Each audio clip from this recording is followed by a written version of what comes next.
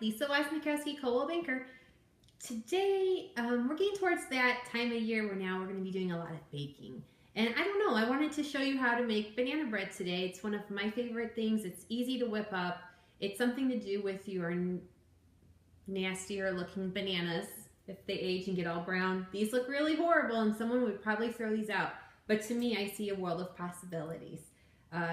Banana bread is probably the easiest, or banana pancakes, or banana muffins, or there's just so many things you can do. But the darker skin, the better they are for baking, because as it's rotting, so to speak, and the skin's becoming brown, those starches inside that banana are becoming more sugary. So it's a sweeter and it's more liquidy, so it just translates better for baking.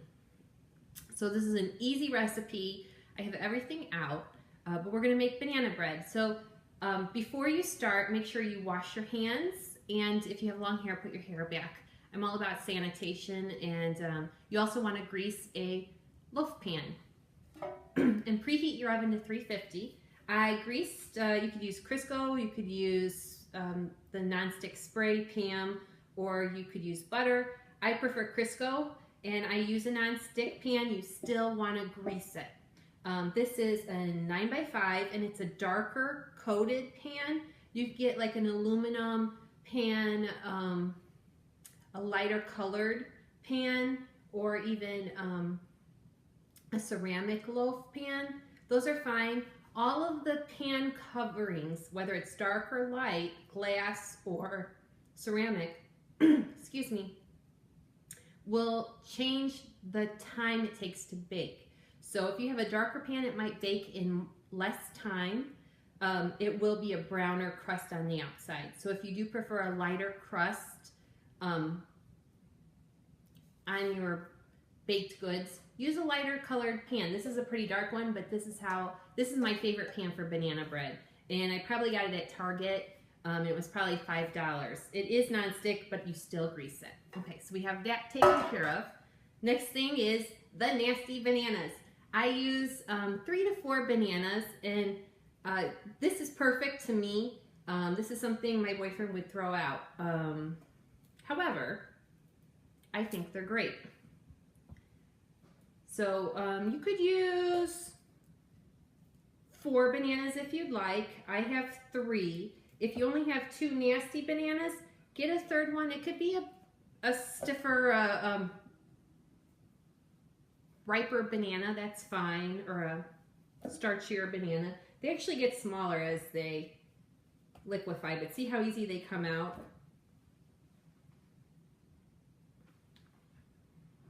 It doesn't hurt to have a towel nearby. So we have a towel. And then we're going to take a potato masher, a masher. You could use a fork, you could use a spoon, a spatula, and you're just going to simply mash them. Just like you would if you were, it should look like, if you're making mashed potatoes, but it should kind of look like baby food when you're done with it. You just get your aggression out. This takes 5 minutes to whip up if you have all your ingredients out and measured. And you probably have most of these ingredients in the house already.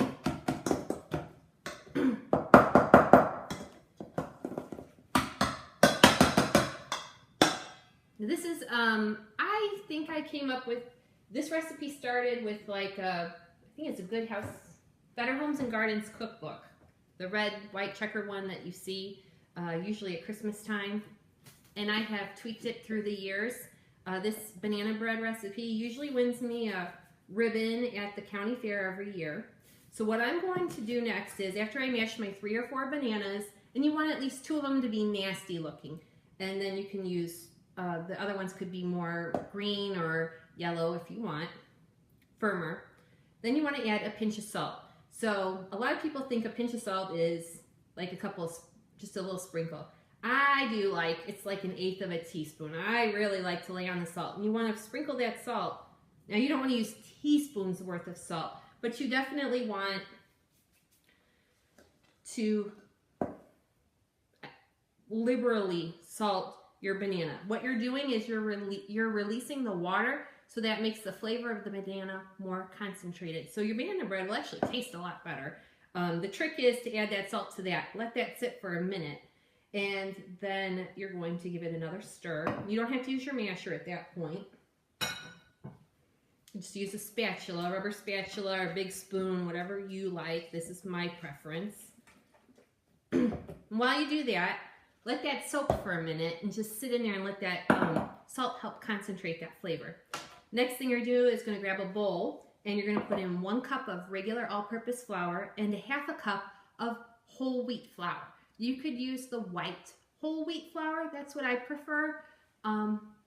Or you could just use all 1 1/2 cups of regular all-purpose flour if you have it. You want to whisk those two together. And to that, we're going to add a 1/4 teaspoon of baking soda. So add a 1/4 teaspoon of baking soda. I'll be a little honest with you. I like to add just this little smidge more than what I write down. And then you want to do a 1.5 teaspoons of baking powder. 1 1/2 teaspoons of baking powder. If you don't use your baking powder often, if you're not a big baker, go buy a new baking powder. Baking powder can go bad. I know this is something weird that people don't realize, but this is the rule.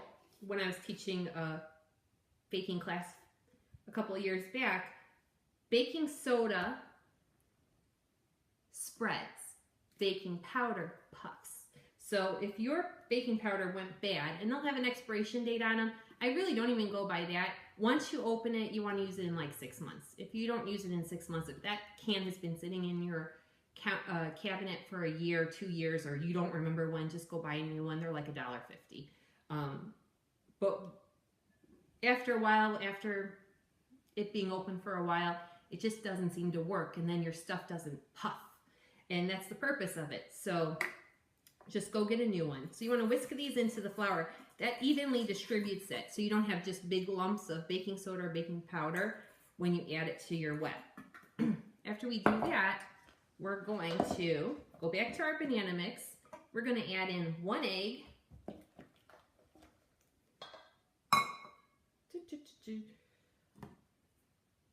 a 1/2 cup of granulated white sugar, regular table sugar, and a 1/4 cup of brown sugar. We add that in, and then we add a 1/4 cup of oil.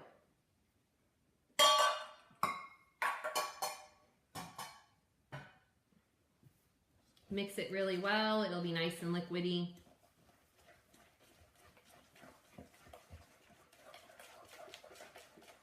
You want to really get that brown sugar distributed throughout. So if you have little lumps of brown sugar, you want to work those really good to get those lumps out.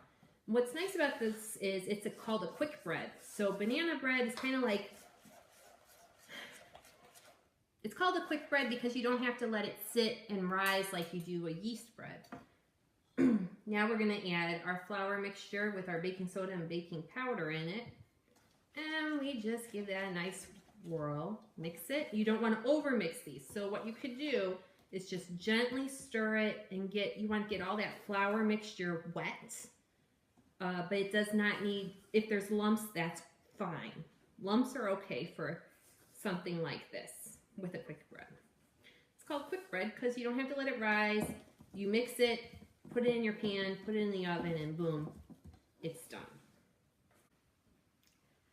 And last but not least, our cinnamon, the star of the show. Bananas are awesome, but the cinnamon really makes this work. So we are going to add a 1/4 teaspoon of cinnamon.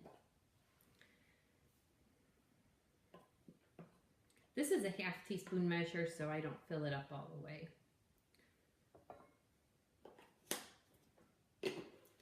Then I take, you don't have to do this if you don't want, but then I take some pumpkin pie spice and I just give it a couple shakes. Not a lot of shakes, just a few. And then we stir it gently. And it kind of adds a nice flavor to everything. You can add nuts if you'd like. Today I'm adding walnuts. I basically buy a bag from Costco. They sell a 3-pound bag of walnuts. I want to say it's like 10 bucks, somewhere around there, 12 bucks maybe. It is well worth the cost. So next we add, you could use almonds, pecans, whatever you like. I like walnuts, so just want to make sure they're not the big pieces. You can take a mallet, a rolling pin, put about a half cup to a cup of walnuts or whatever nuts you like in a bag, freezer bag, and then just give it a good whack with the rolling pin or the bottom of a bowl or a cup measurer, something like this. You could crush them. It's easier than using a knife, and it's probably a little safer. Then you're just going to take your mixture,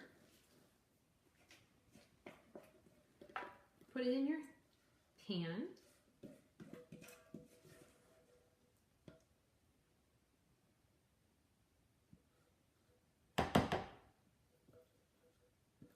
And we're going to put it in our oven. You want to make sure your oven's been preheated. So you're going to turn your oven on before you start mixing all your ingredients to 350.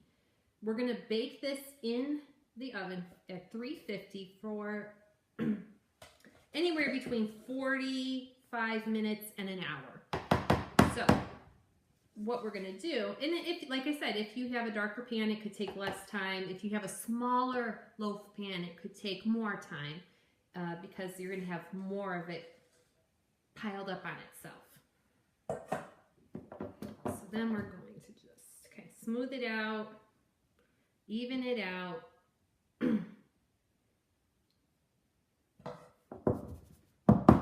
And because I just love cinnamon, I sprinkle very gently. You want to just sprinkle some cinnamon on top.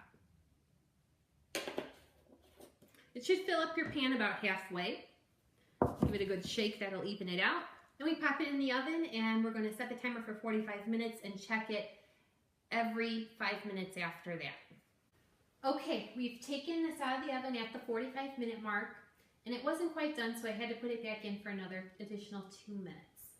But now I've taken it out, turned the oven off, and you'll notice it has puffed up significantly. It does have a nice crease down the middle, kind of like the center of a roof, the apex of a roof. The sides have shrunk away from the pan ever so slightly. If I touch it gently here, you'll see it gives, but it's firm.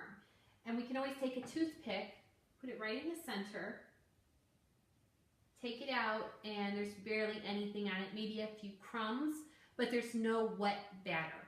So you just don't want it to be soggy, wet batter that comes attached to this toothpick. A little gloss in that center area is all right. We're going to let this sit out on top of the oven to cool for about 10 minutes, and after that I'm going to take it out of the pan, put it upside down on a cooling rack, or you could put down a towel if you don't have a cooling rack, not on the oven but on the counter, and let the bottom of it cool. All this air will escape some steam from it being so hot.